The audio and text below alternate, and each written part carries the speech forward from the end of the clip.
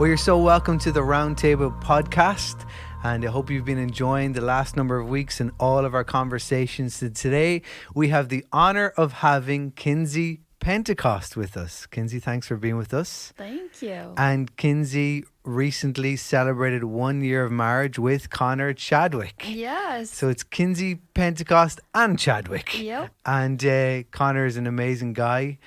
From Dunlavin, but educated in Newbridge.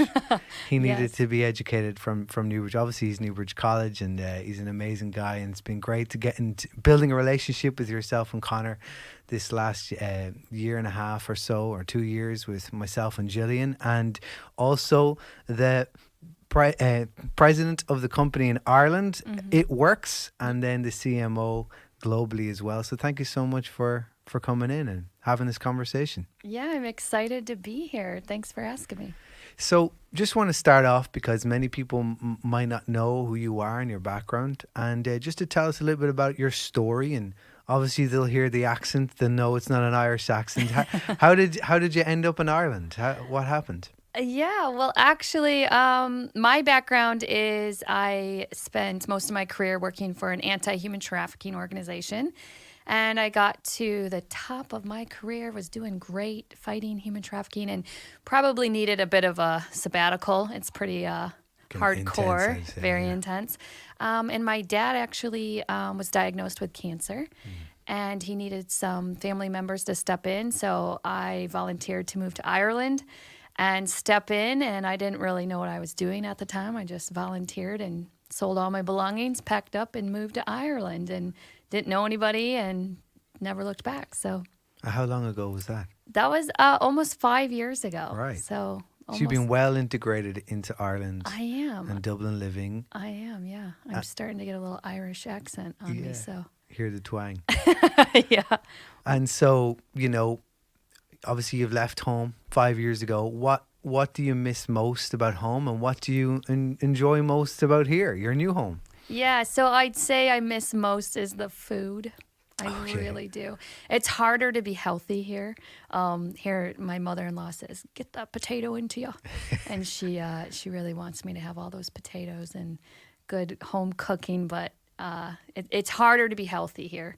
But the pints and everything else. So I am married to an Irish man. But what I love most about Ireland is the pace is a little bit slower, and you really take time to enjoy life and friendships and family, and America's pretty fast paced. So I think I've learned a lot about slowing down. Right, that's good. Living here, yeah. Yeah, excellent. Fantastic. And obviously health is a massive part of your life, because you know that's the industries you're in, is the health and wellness. So we're going to be talking about that in another podcast. And so one thing I want to talk about is that you have quite a high capacity role and a real gift of leadership. And for many people who are watching and listening, even in their own lives, know that they need to grow, just simply grow as a man or as a woman, or also grow in leadership.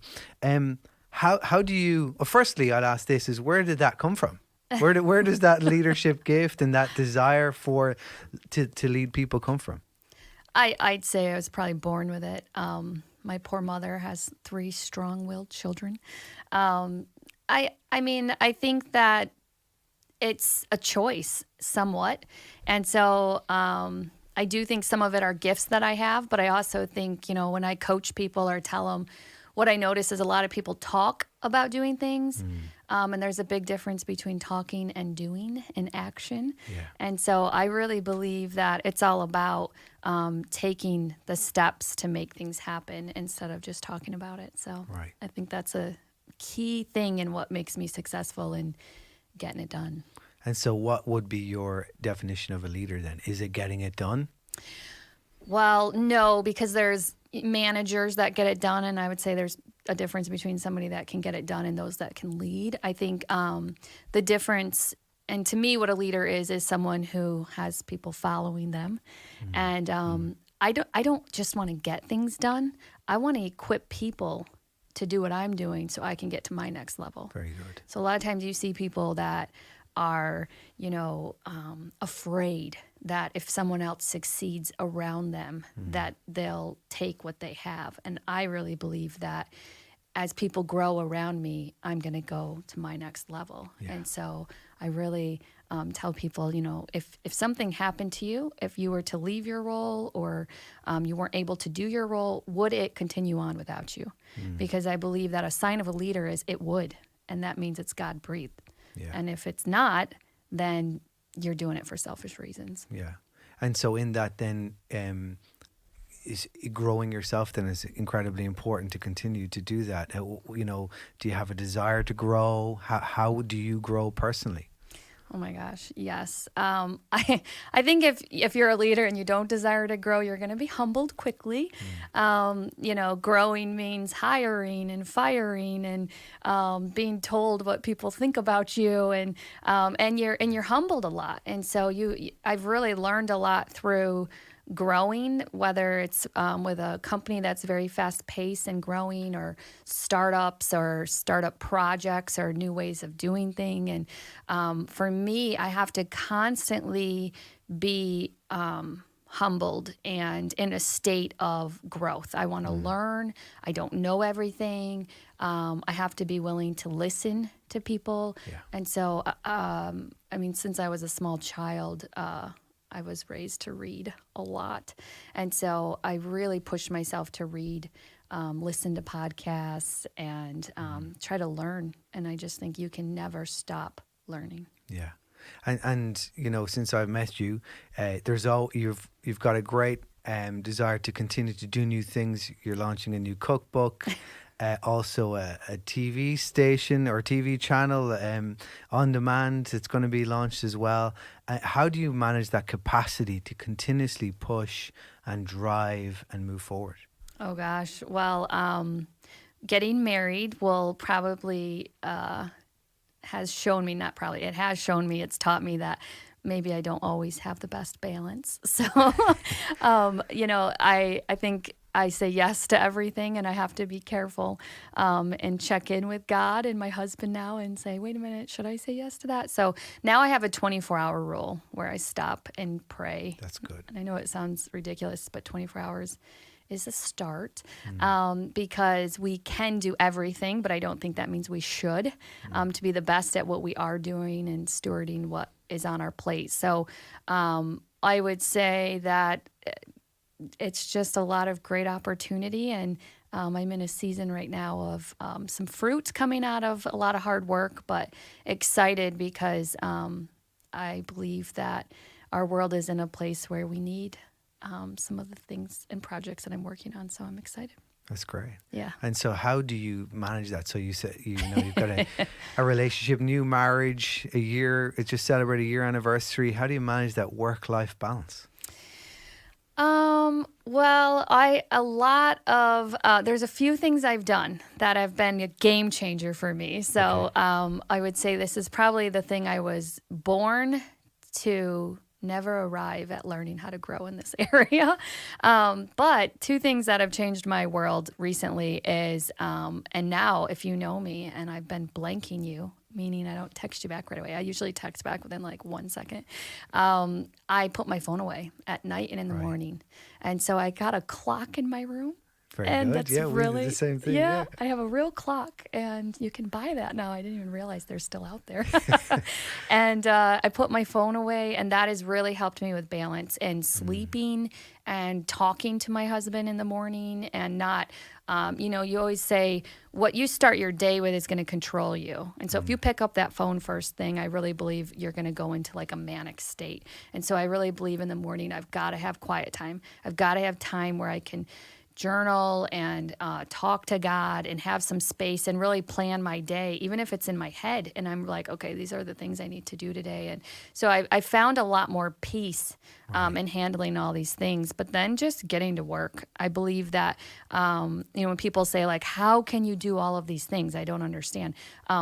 You're 30% more likely to actually do something if you write it down. Right. And so I'm all about like actually writing it down, having your goals, and accomplishing them, checking them off, and just doing active things to make sure. I also believe in accountability, talking about it. You know, if I just was going to do a cookbook and not tell anyone, I might not do it, but it's on blast You're now. putting it out Just there. announced it on a podcast. There you go. So those are a few things that I try to do for balance, but and then also making sure I do it. I really believe in dream boards. And I mean, I know there's been people in the church that have come to me and I make them do a dream board. I'm like, well, let's put it out Tell there. us a little bit more about that, because that's been really interesting. That just what you said there, some really key things. Write it down, but then share it with someone else, right? So talk to us a little bit about that dream board, because I think that's a fantastic idea for anyone who might like, you know, I want to, or one day I wish, and all these great goals, but you have a kind of a systematic plan in actually implementing that.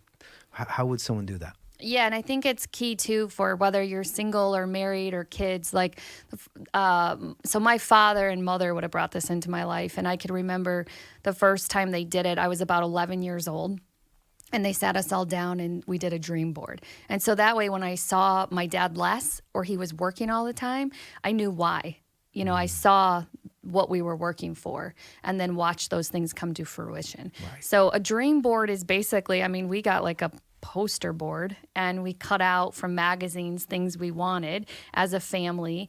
And whether, I mean, for me, it was to go to Graceland. That's what I put on that dream board. Okay, It very good. happened when I was 13. The home of Elvis, I right? got to go see Elvis's home. But I think it's key for you to see your goals every day. And that way, when you get exhausted or when you want to quit, because, oh my gosh, I want to quit all the time. There's times where I'm like, what am I doing? You know, this is crazy. And seeing something every day, you put it somewhere, you know, you put it on a mirror, you put it in your bathroom or put it where you're going every day in your bedroom, whatever, you're going to see it and be reminded why you're working. But it's also key for, you know, when you're living life, if you're married with kids, that your kids and spouse can see the difference. And our family always told a funny story. We work for a big company and we promote dream boards and whatnot. And this guy was working and he had a car and, you know, his wife was like, you're crazy. You're never going to get that. And then he got the car. And so the next morning he went in there and he saw a diamond ring on the poster. And so she started believing in his dreams once she started seeing them come true and had her own dreams. But that's very good. Yeah. That's great. And you know, in this season for us as a family, you know, it's been intense work, and it's trying to always get that balance between you want to achieve those goals and dreams, but then you also got to know when not to. How do you internally, like, what are some of the things that you know, right, I'm going to go for this, and then sometimes I'm actually going to pull back for a while? How do you manage that? I'd say something I've struggled with my whole career is having boundaries like that. And so a few things I've done that have helped me recently. One is I've designated a workspace. Okay. Because when, you know, COVID started, I was working in my living room and it was too hard for me to shut off because I was always in my living room seeing it. You know, I constantly wanted to work. So I had to make a space where I could literally hide from that space so that I could shut down and stop thinking about work. But I also have dead zones. So really on the weekends are times where I do not work. I do not work. I won't take calls.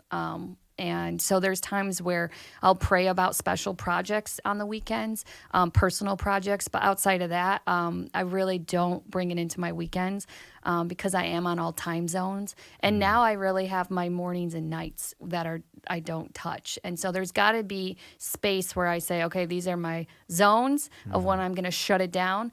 And then anything in between then I can say, okay, I'm going to do it and be hardcore and successful during those hours. But that's helped me so much. That's great. I'm going to have this off time. Yeah, because we can always feel on. Mm-hmm. And so as a female executive in a large global company, you know, how would you encourage other women in leadership? Oh, gosh.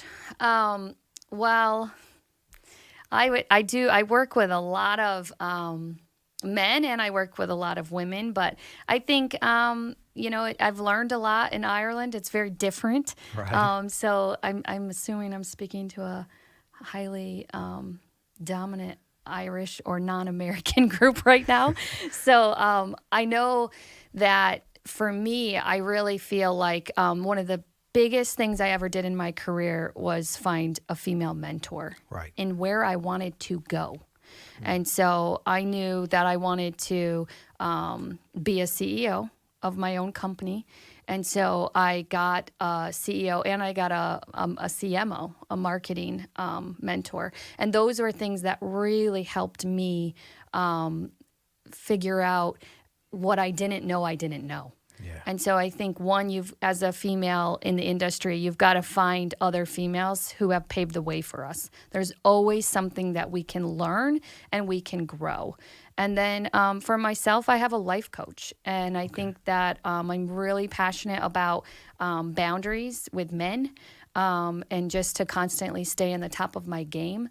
I work in an all men world, and so I believe in mentors and coaching and all that stuff, and constantly trying to grow myself spiritually, and trying to find my own blind spots, and whether that be blind spots of things I didn't even know I didn't know about work, and I think that people are drawn to that and attracted to that, and they're more eager to work with you with those things in my tool belt. And so for anyone who might be at that place where I want to grow, speaking to specifically women in leadership, but who do I go to? Where is a mentor? How did you get on that path? Like, how did you do that? Yes. How would someone start? So I would say it would start with asking. So like for me, when I got into, because I went from anti-human trafficking, a nonprofit world working with police, lawyers, to marketing, sales. And I was like, oh, I don't really know what I'm doing here.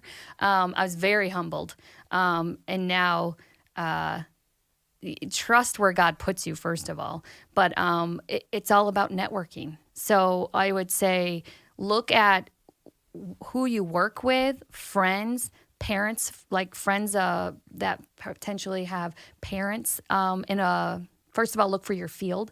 So if you're looking for marketing, think of everyone you know in your field, and whether that's friends or parents or whoever is in your circle, church, work, people are going to know someone. So even if you don't know, start there and be humble and ask, like, hey, do you know anyone in the marketing world? Right. And then I'm really passionate about, I get asked to mentor people, and I'll only take on like 2 or 3 at a time because I can't handle more than that because I'm very devoted to that. And you have to figure out what that looks like for you. For me, it means, we're going to meet once a month, and we're going to be talking and holding each other accountable. And I'm going to respond to you. I'm going to make you do homework. I'm going to make you read books. But yeah, I think it's easier. You can get intimidated, but I think nowadays with social media and everything else, you know more people than you think. And figure out the field, figure out what it is you're actually looking for, and then ask. And what I found for me, a lot of my mentors are people I've never met, whether it's on social media or books that I read, So for you, what are some of the very practical things that you do to grow and to be mentored yourself? Like, is there a particular podcast, books you're reading, people you follow? What are some practical things? Yes. So I am reading, at any given time, I'm always reading 2 books. So I believe in reading spiritually to fill myself up and to push me to my next level. And then the second thing I believe in is pushing myself to my next level with my career. So, 5-10 years ago, I was reading all things about prostitution, human trafficking. Now, fast forward, and I am constantly reading about brand, product development, and leadership and those types of things. So I believe I always want to grow in those 2 areas. So I give myself 1 to 2 months to read a book in each of those categories at a time. Right. I also believe, again, in accountability. So I'll use my leadership as, we're going to read this together. And Jillian actually yesterday was saying to me, you should do a book club. And I was like, great, because I don't have anyone reading this book with me now, and I'll need the accountability. So even I love having that accountability of people to read with me. But I'd say you'd have to follow me on Instagram to keep up with what I'm listening to and reading, because it's always changing. I mean, I'm constantly reading and listening to something new. Very good. Yeah. Okay. And as you said, as a leader, you go through difficult and challenging times. and this season has been incredibly difficult. I know from talking to you, it's like at the offices now you're giving away some of the furniture and things are changing. You haven't been in, you're a people person, you haven't been around the people that you're leading. What have you learned about leadership in this past season? Never, ever, ever be stuck in your ways. Never. You have to be able to change. You have to be able to change directions, pivot, go in a new way that you weren't expecting. You could have all your money or resources, and all of a sudden the world has completely changed. Our company constantly, I mean, we just did this 2 weeks ago. We all got together as a team and said, okay, what do we need to do now that we didn't need to do last year? What are we doing? Where are we spending our money? So I would say you have to constantly be able to recognize ways you're already behind. And so we quickly realized, I mean, we are so grateful and so blessed we're doing health and wellness, which is a product people still need. It's not something they're cutting. It's something people are investing in because they want to have good immunity and all those things. So we're blessed there. But we're also blessed because we don't need a building to work. And so people are very grateful. You've got to do more to connect. It's hard right now, and I've had to up my game in virtual games and virtual happy hours and whatever I can do to make my team feel loved, connected, little goodie bags at their house for them, whatever. I hand wrote everyone a card this year, and you would have thought I gave everyone $1 million. What that meant to people. So it's not always about spending, it's just thoughtfulness, and so I think leadership to me is not saying I'm too big to do something like writing letters to everyone so they know I see you, I care about you, I know we're going through something together, let's do it together. And I have seen my staff work harder than they've ever worked before. Wow. And so just seeing good come out of such a hard time has been a blessing for me. And what about yourself then? What have you learned about yourself? Because I'm sure if you're like me, your measurements have had to change. I would measure, where I am according to a certain amount of measurement. Then that's completely taken away. What have you learned about yourself? Yeah, well, I refuse, I guess, to walk away from this time the same person. And so what I've learned about myself is that I actually have a lot of habits or things that would make me feel better. So if I'm stressed or maxed out, a girls' night out or a weekend away. And so I feel like all the things that made me feel better, I've had to really get on my knees. It's been a season of just God, Jesus, and myself, and die to self of anything that used to comfort me or make me feel better. I've had to learn just more simplicity and being okay in the midst of I can't have those comforts that I once had. Yeah. And so it's been a season where I believe that anyone looking in can really come out of this and say, holy moly, I thought I knew Jesus, but now I really know Jesus. I mean, from canceling Netflix and making some real changes in my own life with my phone and what I consume, which is why my family decided to buy a media channel, is because we believe that we are who the things that we put in are going to come out. Yeah. And so what we're watching, what we're doing. And so it's just like that next level. So I would say so much of that has been inspired by a pandemic. Tell us a little bit more about the media channel then. What's the motivation for that? What's the heart behind it? Yeah, so before the pandemic, my father's been passionate about getting involved and behind films that will really impact people. And so my brother and I were excited, and without a lot of thought, we were like, yeah, let's do this as a family. This is a great idea. I say that jokingly because it's a lot of work. And I can imagine.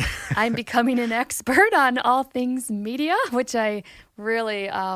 never was before, but our motivation was, it's called Impact TV, and we genuinely we want to be a space where people can go and grow.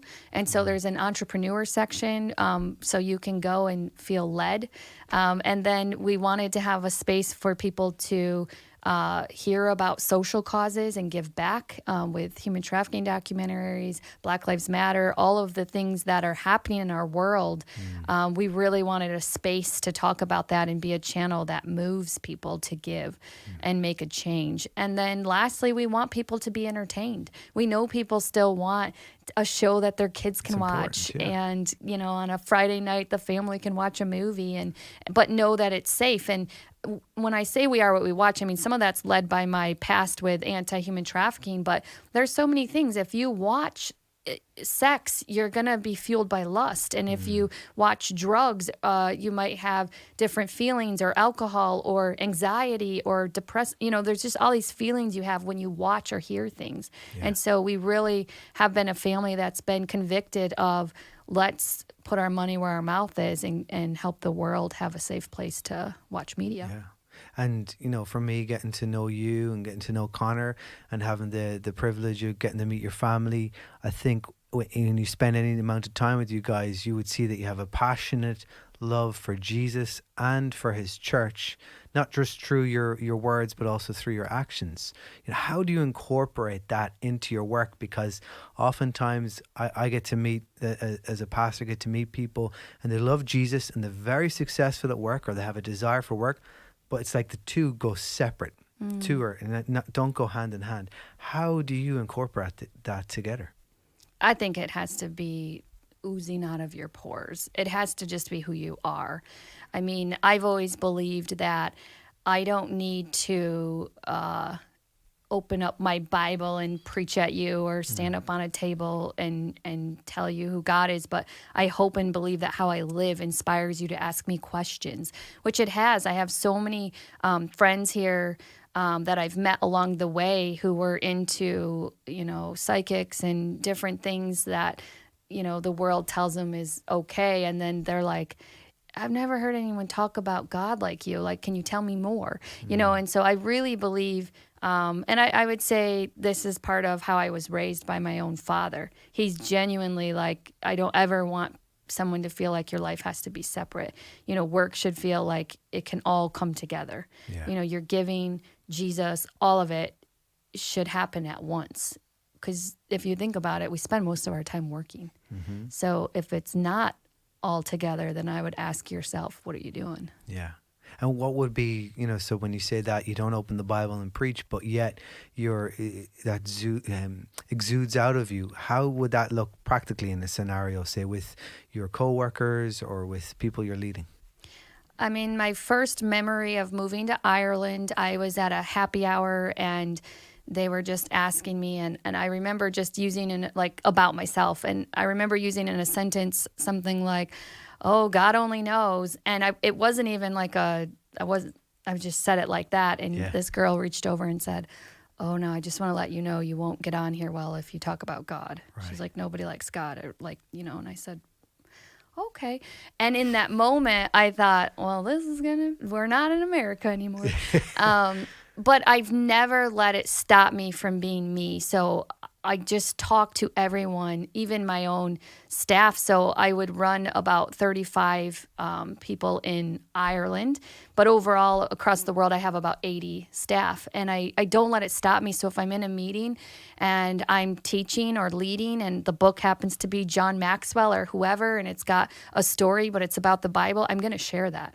So I'm going to share what's on my heart. I'm going to share what I'm leading, not because I'm trying to preach, but because it's genuinely what's in my heart and what I'm learning. So for me, the difference would be it's just exuding of who I am, and I don't change depending on who you are. Whether you know God or not, I'm going to talk the same way to every person I'm talking to. Very good. So you're not going to hide it. You're not going to be like this, right. 007 secret Christian. You're going to actually be the same in the background and front. Okay. Yeah, I feel like sometimes we can go too much or we can go too little. And so for me, it's just finding that balance of who I am and not changing depending on who I'm talking to. Very good. That's excellent. Yeah. And so as we finish, then, you have an incredible voice, an incredible platform of influence as well. How do people find you, get in touch with you, Well, hear about I'm you? very active on Instagram. It's just Kindsey Pentecost, and that would be my website too. So, website's coming, but the website's great. I'll put in a plug. And the I'm podcast. going to put in a plug for my website. It's kinseypentecost.com, but it's got the best resources for parents for helping their kids be safe from online predators. So that's really a huge thing I'm Yeah. excited about. And so the final thing I'll just finish with is, you're a great inspiration specifically to other females and female leaders, of course to males as well. But I think that that's something that is very necessary, especially in Christian circles right now, as it can be very male dominated. And I know even from my wife, Gillian, she's just been really, anytime she comes back from being with you, she wants to grow and learn and like flourish. Speaking to anyone then who's watching, listening, who's at that place, and maybe even right now there's a desire growing within them, how would you speak to that to allow God to make that flourish and to grow and to step out of their comfort zone? How would you speak to them? Well, I would say what comes to mind when you're saying that is you are who your friends are. So I would say write down right now the 5 people you spend the most time with, whether it's phone or Zoom, virtual. It's probably not in person, but if it's in person, whatever. And I would really take an inventory of who's in your life, because there's a difference in hearing someone talk and being inspired and then moving into action. And so I really would encourage people to look into who's in their circle, because you are going to end up wherever you are in life, depending on who your circle of friends is. So if you're looking around and like, oh, that one's in a dead-end job, or that one always talks about their goals, but they're not doing it, or, this one's complaining all the time, whatever it is, that's your future. So I would really say to take a look at who you're hanging out with and write it down. If you're inspired, if you're thinking of things you want to do, write it down and share it with someone. So that's what I would leave for all the boss babes out there. And I'm excited because I do think women rule the world. There you go. Is that wrong to say on your podcast? Probably. I'm sure it's okay. Well, look, we love you and Connor, and we're so happy for you and for your future. And thank you so much for spending the time with us. Thanks, Sean. Appreciate it. And I hope that you were all encouraged by this. And next week, we're going to take a pause, as we're actually going to launch a separate podcast, the Roundtable Podcast, on Apple Audio and Spotify and every other single platform. And then we'll be back again the following week.